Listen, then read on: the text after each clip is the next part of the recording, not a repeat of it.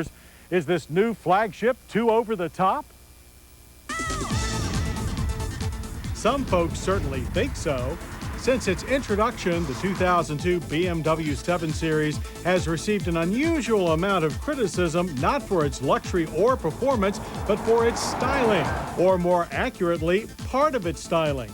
There have been few complaints about the blunt front end, which still features the familiar kidney-shaped dual grille and new quad bi-xenon headlights with turn signals now set above them. But the rear end has had style gurus from London to Milan spitting venom at BMW designers. More specifically, it's the tall, flat trunk lid with its very sharp character line that doesn't seem to fit the fenders around it.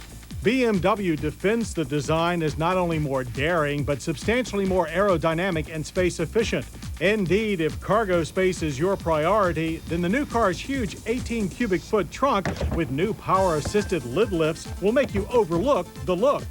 The taller trunk is part of an effort, along with a more exaggerated aluminum hood, larger, more sweeping greenhouse, and standard 18-inch wheels with 245/50 tires. 19-inch wheels are optional to give the new 7 Series a more dynamic, in-your-face presence.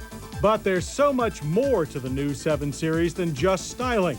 The all-new platform is both stronger and stiffer than before and rides on a longer 117.7-inch wheelbase. Power comes from a greatly revised 4.4-liter dual overhead cam V8 that now includes Vanos variable valve timing and Valvetronic variable valve lift. That's in addition to electronically controlled throttles and a variable intake manifold. The result is 325 horsepower and 330 pound-feet of torque. And if you want even more, the 2003 model year will see the introduction of an all-new 6-liter V12 engine in the 760 Li. The new V8 is coupled with an ultra-slick 6-speed automatic transmission. It includes standby control that partially disengages one of the internal clutches to reduce fuel consumption.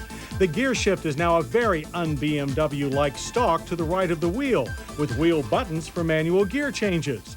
Altogether, the drivetrain lifts over 2 tons of 745i to 60 miles per hour in 6.2 seconds, and through the quarter mile in 14.7 seconds at 98 miles per hour.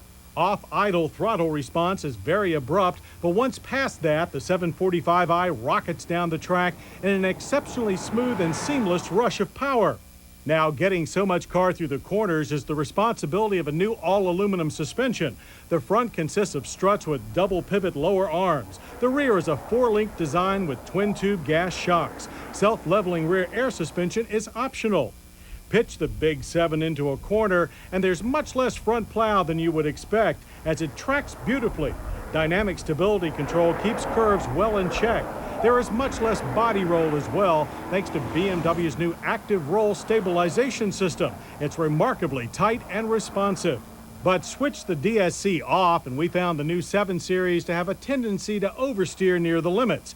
Even with traction control, the abrupt throttle response delivers a sharp power spike that can easily break the rear tires loose. In this mode, a delicate touch is required when pushing hard out of tight corners. Through it all, the new variable ratio rack and pinion steering delivers an excellent balance of smoothness and feedback. With new electronic damper control, the 745i delivers one of the most quiet, refined highway rides that we've ever experienced. The whole car feels exceptionally solid, like it was carved from billet steel. The vented brakes also feel like solid steel. Huge 13.6-inch disc up front and 13.7-inch in the rear. They're clamped by lightweight aluminum calipers and linked to standard ABS and electronic brake proportioning. They delivered stops from 60 that averaged 118 feet. The brakes grab hard, but there's little nosedive and no lateral instability. A novel new braking feature is the adaptive brake lights, which signal intense braking efforts by activating additional rear lights. Stepping away from the mechanical and into the spacious cabin, the 745i displays an impressive, and some might say excessive, level of sophistication. Safety features alone include dual front airbags, side and head airbags for both front and rear occupants, and BMW's new active knee protection airbags for the driver and front seat passenger. The firm supported front buckets are available with an active ventilated seat package. This combines 20-way power adjustments with BMW's active massage system and a new ventilation system that ducts air through the perforated leather upholstery. But the heart of the 7's sophistication is this prominent control knob on the center console that controls BMW's new iDrive system. Controlling phone, navigation, entertainment, climate, suspension, and stability system functions, iDrive is very complex with over 600 functions. But we found the basic system to actually be easier to use than the Mercedes-Benz command system.